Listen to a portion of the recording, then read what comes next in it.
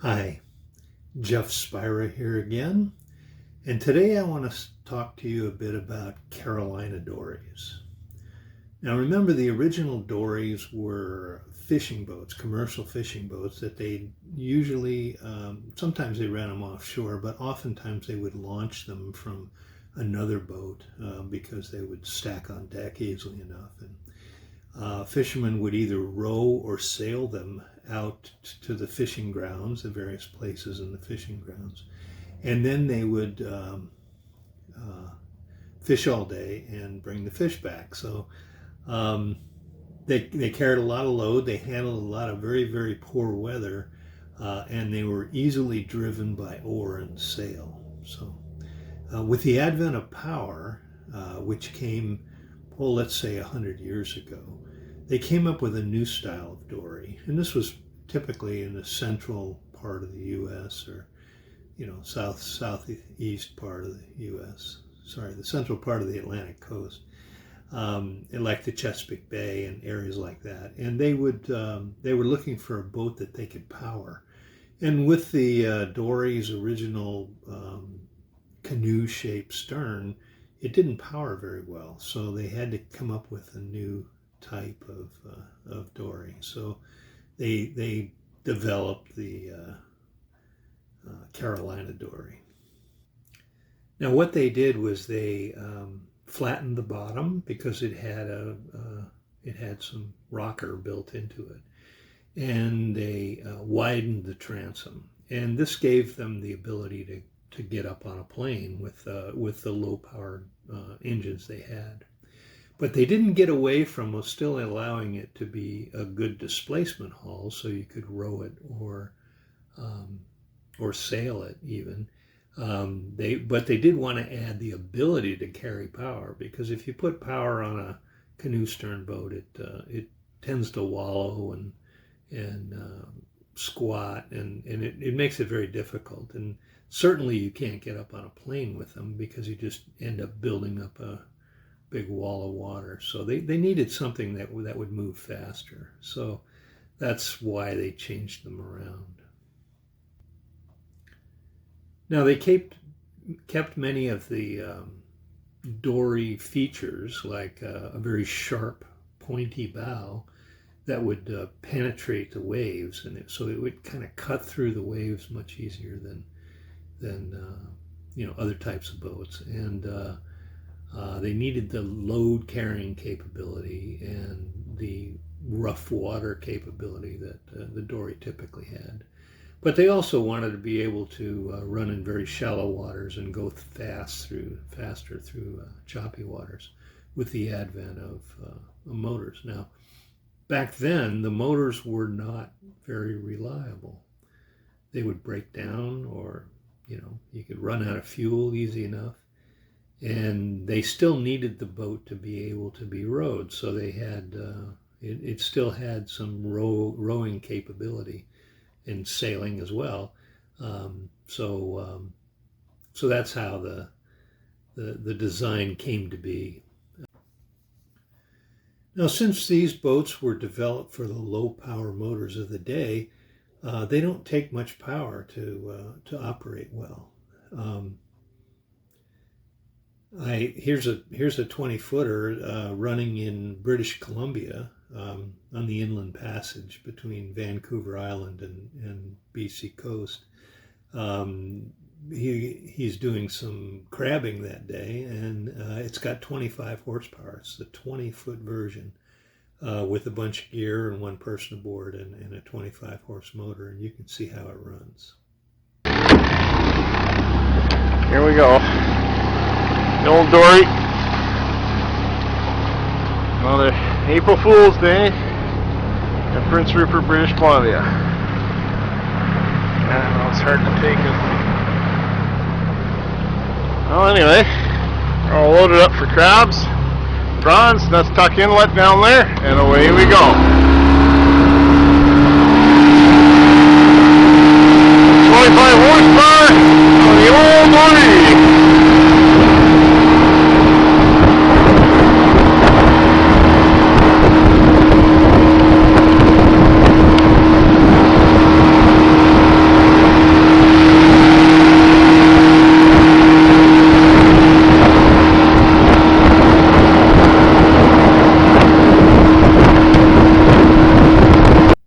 This one is in Florida, and it's a builder with, it's the 18-foot version of the Carolina dory, and he's with his wife and daughter.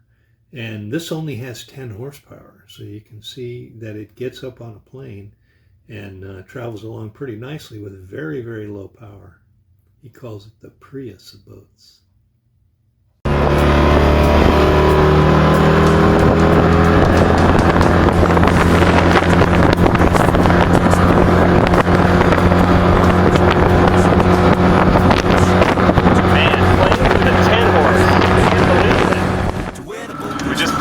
The boat with a 10-horse engine, 3 people on the boat. The boat is 18 feet. It is unbelievable. That unheard of. Ultimate. Unprecedented in fuel efficiency. Tarpon River boat building. This is why I built this boat, because this boat runs on a 10-horse engine and sips gas. This is the Prius of boats.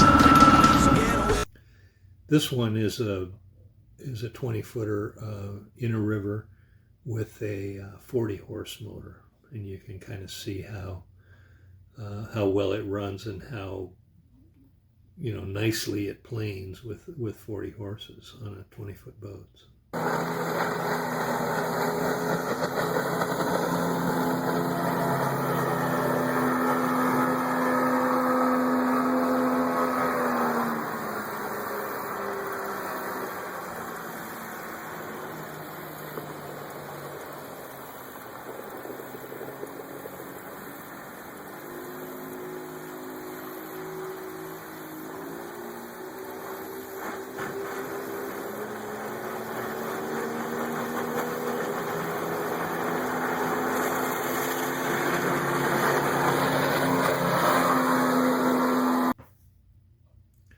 So you can see that these boats really don't have to run much power to operate quite nicely. So now a lot of people say, I get a lot of comments on my YouTube videos and also in my Facebook account and stuff from people. They're typically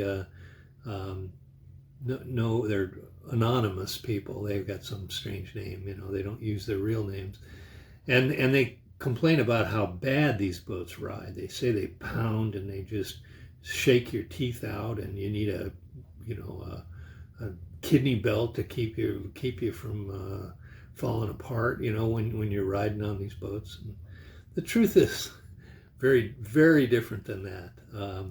Take a look at this 18-footer with 2 guys on it out in some pretty choppy water. I'm not sure if this is the ocean, but it's typically as choppy as much of the ocean that I run in, but it could also be a big bay. But take a look at these guys.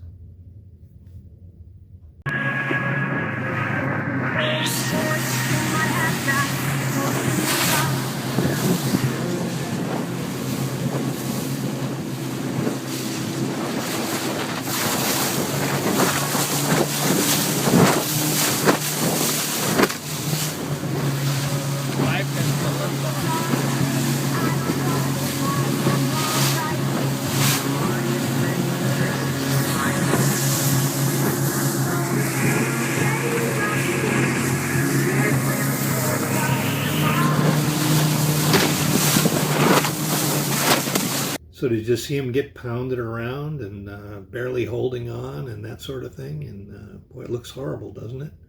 I didn't notice that either. So that's a pretty normal day on the water for me, even in a deep V boat. So, I'm holding on with one hand and holding a beer in the other. That's pretty normal, and I don't see their knees buckling or anything. So. Anyway, so that's the ride in the ocean, and these boats are very ocean capable if you wish to take them out. You just need to remember to back off a bit when it gets blowy and choppy out there. So these boats are very statically stable. They won't tip over like a bank story will. If you lean to one side on a bank story, you'll almost put the rail down on the water. But these boats are much more statically stable. They don't have as much flair as a bank story. They don't have a the narrow transom and that sort of thing. So they're very sturdy. If you need them for, I don't know, fishing, that'd be a good point, or diving or anything that you're bringing over the side, or if you got a 80-pound dog running back and forth and some 7-year-old kids running back and forth, you want a nice statically stable boat. Anyway, I get them in a number of sizes. I've got they start for me. I don't think you can go too much smaller than roughly a 14-footer, and that's my Pescadero. It's a very nice little boat for 1 or 2 people. It'll handle all kinds of water from small lakes to shallow bays to of course some nearshore ocean use. And the next size up from there is a 16-footer, and the first person who requested a 16-foot version was quite a few years ago, and he said he wanted a boat that reminded him of the oyster tonging boats that he saw in Chesapeake Bay as a kid. So we developed the 16-footer. This one is called the Oysterman in response to his interests and needs. So. The next size up is an 18-footer, and I call it the Carolinian. This is more the traditional sized hull that the Carolina dorymen of 100 years ago used. Well, typically theirs were 19 feet, so I think there's many hundreds of these being used now, and the builders love them. They really do, and they get a lot of attention too from people passing by, So here's a maiden voyage of one that a customer built in the Houston, Texas area. I think it's probably outside of Galveston, and his first run with it. You can take a look and see how that runs.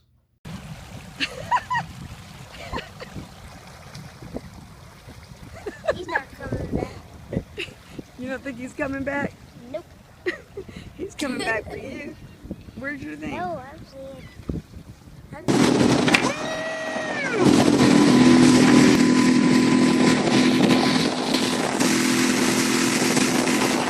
We're only about half throttle right now. Half throttle, baby, half throttle. Next, we get the 20-foot version, and this one is called the Calidasi.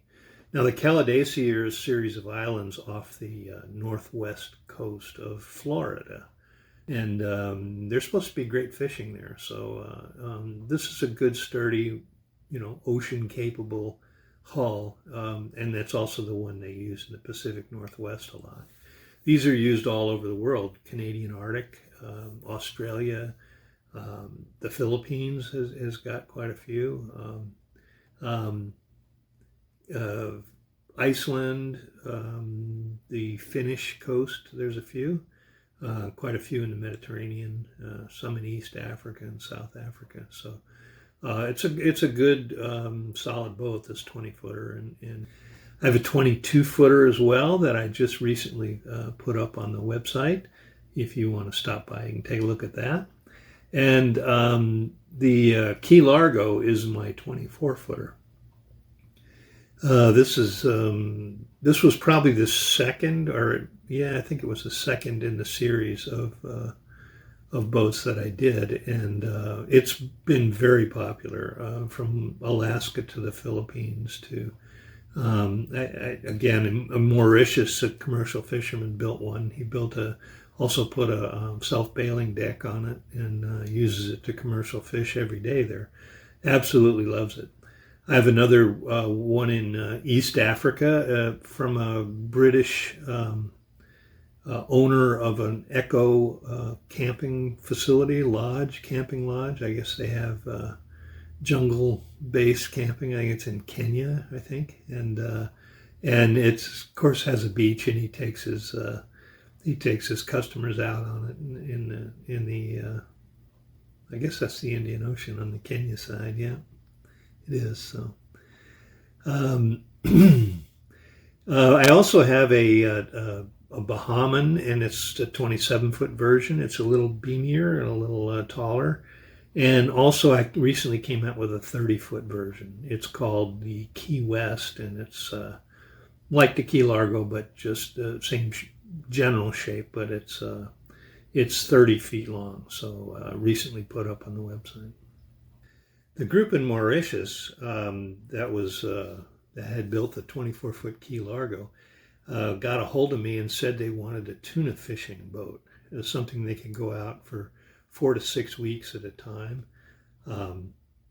The people in Japan tell me that the best tasting tuna for sashimi and sushi come from the Indian Ocean, and Mauritius, of course, is kind of in the center of the Indian Ocean. So that's a very fertile tuna fishing grounds, and I'm sure this group was looking for a boat to commercial fish tuna. So I designed it for them, and it's a 55-footer. I call it the tanuki, which is a Japanese animal. It's a small animal that there's a lot of stories about. But in any event, it comes with either the short commercial fishing type cabin, or a longer, more yachty cabin where you could, build a lot more interior, cabins and living space. Let's put it that way. So I've sold quite a few of these plans. I've yet to see a picture of one. If you do decide to build one, or you have built one, please send them to me. I'm eager to see what it looks like. So anyway, so that's pretty much the range of sizes. Also, if you like this video and more, and would like to see more like it, go to my YouTube page, YouTube channel. It's called Easy to Build Boats, and the channel link is also down below this video in the description. And while you're there, please subscribe and hit the bell so that you get notified when there's new videos up. Now, I've had the channel since 2007. I've got videos of, I don't know, I think there's 90 some videos up there, maybe more, 97, something like that, maybe more. I'm putting more up every a couple times a week now. I'm putting a lot more videos up. I'm trying to increase the activity of the YouTube channel, so you can see what other people build and hear what I have to say about different styles boats and how to build them, and all kinds of interesting things there. So drop by and take a look. Again, thanks for watching, and I'll talk to you again soon.